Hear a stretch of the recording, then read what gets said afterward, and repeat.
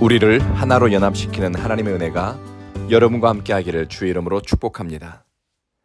오늘 우리에게 주시는 하나님의 말씀은 에베소서 4장 14절의 말씀입니다. 오늘 말씀을 세번역 성경으로 읽어드리겠습니다. 그리하여 우리 모두가 하나님의 아들을 믿는 일과 아는 일에 하나가 되고 온유한 사람이 되어서 그리스도의 충만하심의 경지에까지 다다르게 됩니다. 교회의 수준은 무엇으로 이야기할 수 있을까요? 역사일까요? 교회 크기나 건물일까요? 얼마나 많은 영향력 있는 사람들이 교회에 있는 것일까요? 아니면 무슨 일을 많이 하는 것, 그것이 교회의 수준일까요?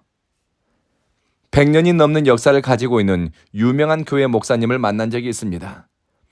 그 교회 목사님들의 평균 재직 기간이 2년 반이라고 합니다.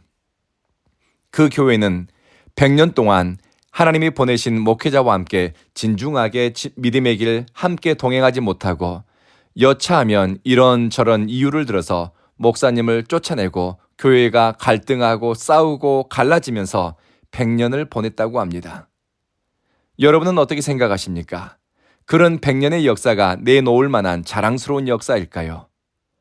유명한 선교사님이 세운 교회이다. 우리 교회 출신 중에 유명한 사람이 있다. 자랑하는 교회들도 있는데 과연 그것이 교회의 수준일까요?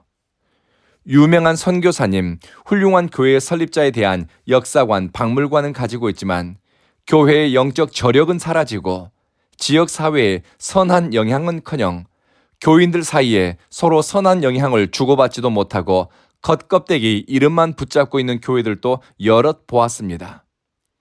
교회의 수준을 눈에 보이는 것, 숫자로 환산할 수 있는 것, 세상적 가치로 매기려고 한다면 오늘 에베소서 4장 14절의 말씀을 이해할 수 없습니다. 바울은 교회의 수준을 드러내는 지표를 첫째, 하나님의 아들을 믿는 일에 하나가 되는 것이라고 말합니다. 사도로, 선지자로, 목사로, 복음전도자로 부르심을 받은 사람들이나 또한 선한 섬김의 일을 위해서 부름받은 성도들이 한 마음과 뜻을 다해 예수를 믿는 데 힘을 쏟는 교회가 주님이 기뻐하는 교회입니다.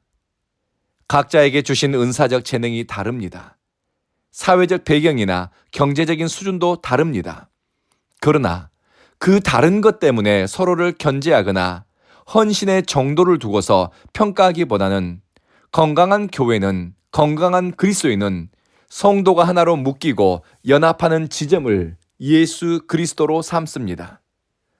예수 그리스도는 유대인과 이방인을 하나로 연합시켰습니다. 예수 그리스도 안에서 성도는 다름을 넘어서 하나 되는 것을 소중히 여기고 연합하기 위한 선택을 합니다. 예수를 믿는다는 신앙 고백은 나와 함께 믿음의 길을 가는 사람과 뜻을 모으고 하나됨을 위한 선택을 통해 나타납니다. 하나로 모아지기 위해서는 때로는 나를 죽이고 감추고 낮추는 선택이 필요합니다. 내 옛사람은 그리스도와 함께 십자가에 못 박혔다고 믿는 사람은 죽고 낮아지고 참아내고 견디는 것을 부끄러워하지 않습니다. 나를 통해 드러날 주님의 존귀함과 그분의 영광을 생각하고 바라보기 때문입니다. 교회는 학연, 혈연, 지연, 특정 집단의 이해관계나 목적을 위한 단합체가 아닙니다. 또한 친교 집단 절대 아닙니다. 하나님을 아는 일에 하나님이 하나가 되는 것이 교회의 수준입니다. 하나님을 아는 일에 하나가 되는 것입니다. 어떤 교회는 담임 목사님을 청빙할 때 우리 교회 정도면 S대 출신이어야 한다고 우겨서 S대 출신을 모셨다고 합니다. 그런데 목사님이 명문대학을 졸업했다고 해서 교회가 명문교회가 되는 걸까요? 자꾸 그런 겉껍데기에 마음을 주고 눈에 보이는 것으로 가치를 매기려고 하니 교회가 세상과 다를 바 없는, 아니 세상 기업이나 조직보다 더 비상식적이고 의식 수준이 떨어진 조직으로 전락하는지도 모르겠습니다. 저는 우리 온 교회 성도들이 다른 교회 사람과 교회 이야기하거나 예수 안 믿는 사람을 만나 혹시 교회 이야기할 것이 있다면 이런 자랑을 했으면 좋겠습니다. 온 교회 성도들은 시간이 갈수록 하나님을 더 알고 싶어 한다. 우리 온 교회 성도들은 하나님 앞에 기도하고 말씀 듣는 것을 삶의 이정표로 삼는다. 우리 온 교회 식구들은 기도하고 응답받고 하나님께 감사하면서 하나님을 누리며 살고 있다. 온 교회 성도들은 하나님을 알아가고 체험하면서 사랑이 자라고 더 관대해지고 마음속에 삐쭉빼쭉한 마음이 사라지고 온유한 마음이 커간다더라. 저는 우리 온 교회를 출입하는 성도들이 이렇게 성장하기를 원하고 진심으로 소망합니다. 바울은 하나님이 선물처럼 주신 은사를 따라 주님을 섬기고 주님의 교회를 세워가는 성도는 온유한 사람으로 속사람이 됨됨이가 성장해 간다고 합니다. 온유함은 하나님의 성품입니다. 하나님을 바라보고 사랑하고 하나님을 깊이 체험한 사람은 온유함이 품격으로 자리 잡습니다.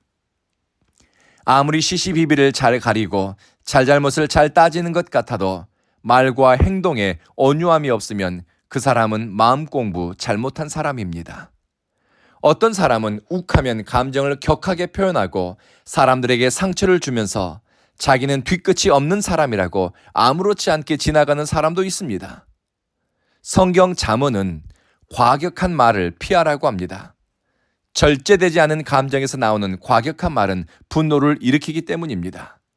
그리고 분노와 성냄은 덕을 세우지 못하니 지혜로운 사람은 분노를 다스린다고 성경은 들려줍니다. 주님의 복음은 내가 어느 문화권에 속했든 내 정서적인 기질, 언어 표현, 시선 처리, 생각과 사고의 변화를 가져옵니다. 어떻게요? 온유함으로요. 관대함으로요. 마음 씀씀이가 넉넉함으로요.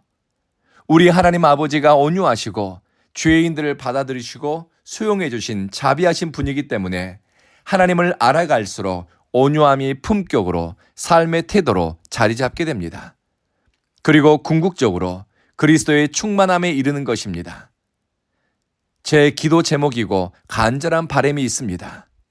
우리 온 교회 성도들이 예수 그리스도의 온전하심을 표대로 삼고 그리스도로 생각과 의식 속에 충만해지기를 소망하는 마음으로 가득했으면 합니다. 신방을 갔더니 어떤 분이 제 설교와 기도를 들으면서 주 목사님은 교회 부흥이나 외적인 성장보다는 예수 사랑하고 예수로 충만하고 주님 닮아가자고 하는 것을 교회의 지향점으로 삼았구나 하는 말씀을 하시더군요. 그렇습니다. 교회마다 추구하는 사역의 방향이 있고 핵심 가치가 있습니다. 저는 우리 온 교회가 우리 교회의 예배자로 나오는 성도들이 서로가 그리스도를 힘써 믿고 따르는데 마음과 뜻이 하나가 되길 바랍니다. 주님을 알아가는 기쁨을 알고 주님을 알아가면서 하나님의 성품인 온유함이 사람을 향한 태도가 되고 변화된 성품으로 나타나기를 기도합니다. 그리고 우리는 그리스도로 충만해져 우리의 입술과 삶을 통해 여러분이 만나는 사람마다 여러분을 통해 그리스도를 발견하고 그리스도의 복음을 들었으면 합니다. 이것이 우리 온 교회의 수준이 되기를 기도하고 또 하나님께 바랍니다. 사랑하는 성도 여러분, 우리 같이 이런 교회 한번 세워가 보지 않겠습니까? 기도하겠습니다. 사랑하는 주님, 우리 온 교회를 위해 기도합니다.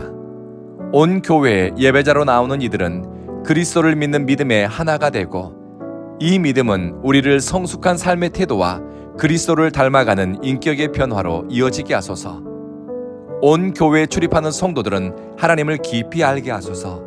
사랑 없고 열매 없는 신앙의 말만 입술에 묻히고 다니는 것이 아니라 심령 깊숙한 곳에서부터 경험한 하나님 체험이 있게 하소서. 우리 삶에 온유함과 거룩함으로 하나님의 사랑을 받은 흔적을 담게 하소서. 주여, 온 교회는 그리스도로 충만한 교회 되게 하소서. 온 교회를 찾는 성도들마다 그리스도를 더 알고 싶고 누리고 싶고 닮아가고 싶고 그리스도를 전하고 싶은 선한 열정에 사로잡히게 하소서. 우리의 자랑은 예수 그리스도입니다. 예수를 믿는 믿음 안에서 서로 다른 사람들이 힘쓰고 애쓰고 노력하며 하나의 공동체를 세워가게 하소서. 하나님을 아는 지식이 자라가는 것이 우리의 자랑이 되게 하소서. 사랑하는 주님, 오늘 하루도 우리에게 자비를 베푸소서. 예수님 이름으로 기도합니다. 아멘.